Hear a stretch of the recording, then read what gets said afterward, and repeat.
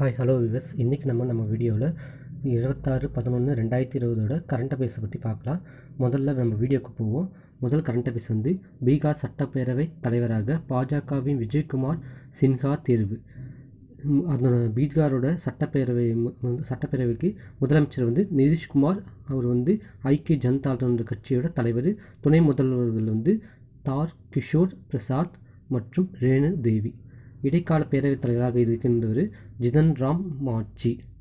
தேர்தல் வந்து கூட்டணி வந்து தேசிய ஜனநாயக கூட்டணி வந்து ஐக்கிய ஜனதா தளம் மற்றும் பாஜக கூட்டணியோடு இணைந்து. ரெண்டாவது, குருநானக்கின் வாழ்க்கை வரலாறு மற்றும் போதனைகள் அடங்கிய புத்தகத்தை 25/11/2020 அன்று பிரதமர் வெளியிட்டார். இதை எழுதியவர் வந்து கிருபால் சிங். இது வந்து சண்டிகரை சேர்ந்தவர். மூணாவது, சர்வதேச கிரிக்கெட் கவுன்சில் அதாவது ICCயின் தலைவராக நியூசிலாந்து கிரிக்கெட் வாரியத்தின் இயக்குநரான கிரெக் பார்க்லே என்பவர் வந்து 25/11/2020 அன்னைக்கு தேர்வு செய்யப்பட்டார். நான்காவது, மாரடோனா. மொழிபெயர் தியாகோ அர்மாண்டோ மாரடோனா என்பவர் 30/10/1960 அன்று பிறந்தார். இறப்பு வந்து 25/11/2020 அன்று இறந்தார். இவர் வந்து அர்ஜென்டினாவோட கால்பந்தாட்ட நட்சத்திர வீரர். இவர் பிறந்த இடம் வந்து பியூனஸ் அயர்ஸ். அஞ்சாவது, லக்ஷ்மி விலாஸ் வங்கியை வந்து டிபிஎஸ் என்ற ஒரு சிங்கப்பூர் வங்கியோட இணைக்க இந்திய ரிசர்வ் வங்கி நடவடிக்கைகளுக்கு மத்திய அமைச்சரவை 25/11/2020 அன்று ஒப்புதலளித்துள்ளது. இதன் மூலமாக நவம்பர் 22 இணைக்கப்படுகிறது. ஆறாவது, தரைவழி தொலைபேசி அதாவது லேண்ட்லைன் இருந்து செல்போனை அழைக்க ஒவ்வொரு செல்போன் எண்ணுக்கும் ஜனவரி மாதம் முதல் செல்போன் எண்ணிற்கு முன் 0 சேர்க்க மத்திய தொலைத்தொடர்பு துறைக்கு தொலைத்தொடர்பு ஒழுங்காற்று வாரியம் அதாவது ட்ராய் பரிந்துரை செய்துள்ளது. இந்த பரிந்துரை எதற்குன்னா, புதிதாக அடுத்தடுத்து உருவாகும் வாடிக்கையாளர்களுக்கு புதிய எண் கிடைப்பதில் ஏற்படும் சிரமம் காரணமாக இந்த பரிந்துரையை செய்துள்ளது.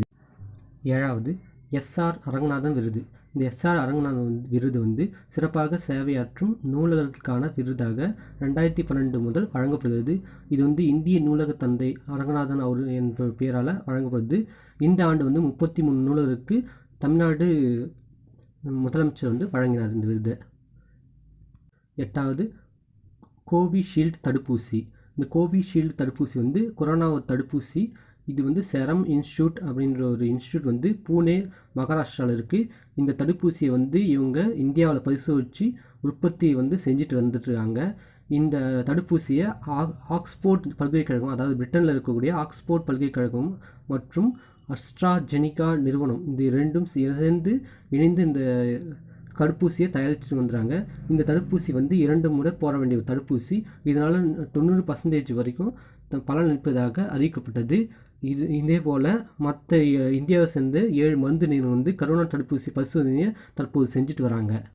9வது, நாட்டின் மிக நீளமான பாலம். இந்த நாட்டின் மிக நீளமான பாலம் வந்து துப்ரி, அஸ்ஸாமில் இருக்கிற துப்ரி என்ற பகுதியிலிருந்து மேகாலயாவில் புல்பாடி என்ற பகுதி வரைக்கும் இணைக்கக்கூடிய ஒரு ஆற்று பாலமாக இருக்குது. இது வந்து ஒரு பிரம்மபுத்திரா ஆற்றின் குறுக்கே ஒரு 19 கிலோமீட்டரில் அமைய இருக்க பாலம்.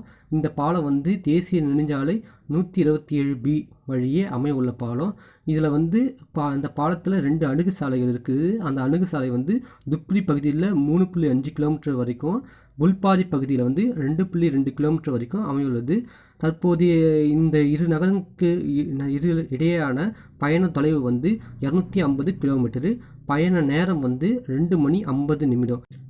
ஸோ இப்போ இந்த பாலத்தை அமைக்கிறதுக்கான ஒப்பந்தத்தை பெற்ற நிறுவனம் வந்து LNTயோட துணை நிறுவனமான LNT கட்டுமான நிறுவனம். ஸோ கரண்ட் அஃபேர்ஸ் வந்து இதோட முடிஞ்சிச்சு. நாளைக்கு மற்ற வீடியோவில் பார்க்கலாம். இந்த சேனலை லைக் பண்ணுங்கள், கமெண்ட் பண்ணுங்கள், சப்ஸ்கிரைப் பண்ணுங்கள். மறக்காமல் பெல் ஐகானை கிளிக் பண்ணுங்கள்.